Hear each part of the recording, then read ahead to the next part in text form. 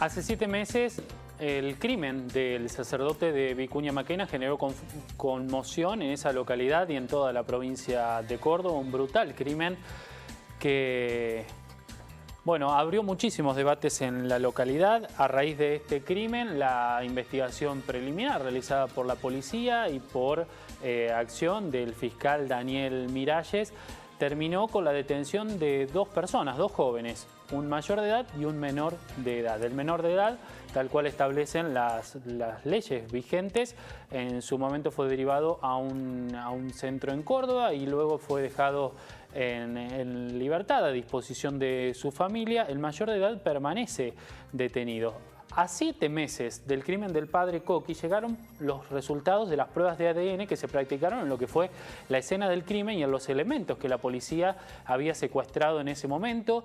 Y de acuerdo a lo que interpreta el abogado del joven detenido, debería quedar en libertad y ha hecho la solicitud Vanina para que quede en libertad, sí, porque el patrón de ADN del detenido no se corresponde con ninguno de los ADN que han sido relevados en los elementos y en la escena del crimen. 7 meses después llega el ADN.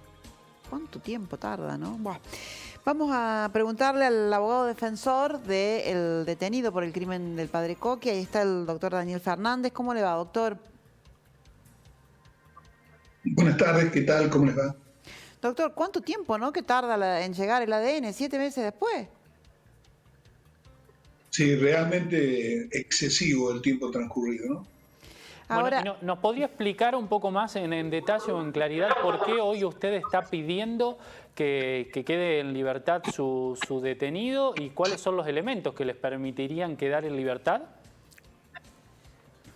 Bueno, en primer lugar debo aclarar que la defensa la compartimos con el doctor Pablo Spamer, ¿no? Y que los dos hemos trabajado muchísimo en esto, en el análisis de la causa y de todas las pruebas. Entendemos nosotros que en virtud de ello se debe dictar el sobreseimiento de nuestro defendido, porque no hay absolutamente ninguna prueba directa, ni indirecta, ni indiciaria que lo vincule con el hecho. Y muy por el contrario, existen pruebas que efectivamente marcan que él no ha participado de este hecho. Una de ellas es la genética, una de ellas. Sobre todo lo que se secuestró en el lugar del hecho, se tomaron muestras por criminalística y se remitió el cuerpo de genética forense del Poder Judicial de la provincia de Córdoba para que realizara una pericia sobre esos elementos con la toma de ADN de la víctima, el padre Badania, y de los 2 involucrados, el menor y nuestro defendido Arias.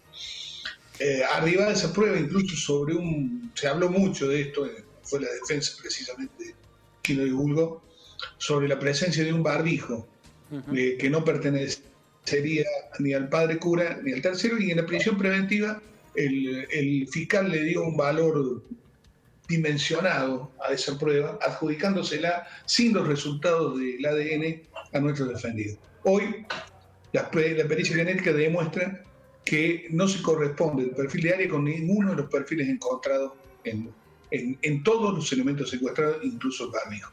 Pero no solamente eso, sino que debemos recordar que la pericia balística demostró en el barrido electrónico de residuos de pólvora en la ropa, en la mano y antebrazo de Arias y del menor que no habían disparado armas de fuego.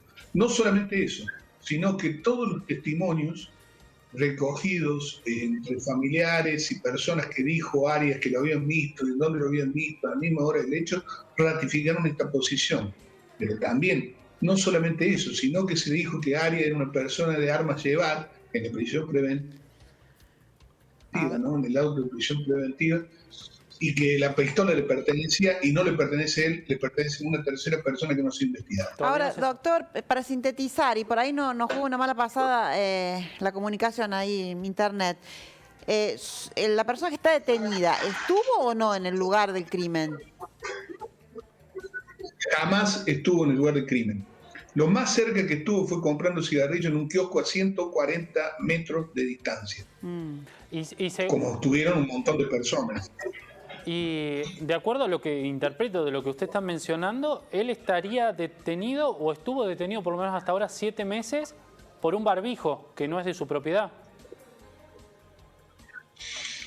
Esa es una de las pruebas trascendentales que considera el fiscal.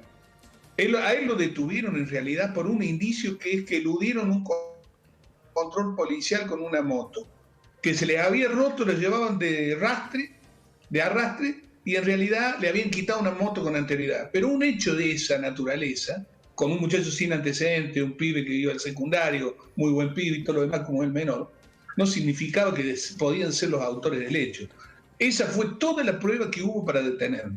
No hubo un solo aporte directo. Después hubo una persona que divisó a uno de los supuestos autores, lo describió con una descripción que era absolutamente ajena y distinta de lo que es Arias, y cuando fue a reconocerlo, pese a esa descripción en contrario, y no sabemos por qué, lo describió Arias. Ese testimonio también se encuentra cuestionado seriamente por prueba independiente. Bueno, o sea que por eso usted ha pedido ahora la libertad de su defendido.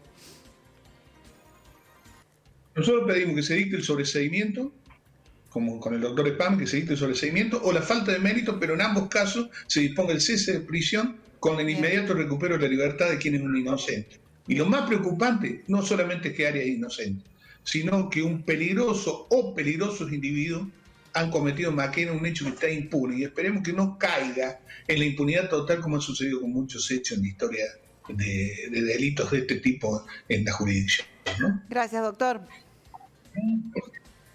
Muchas gracias a ustedes. Hasta luego.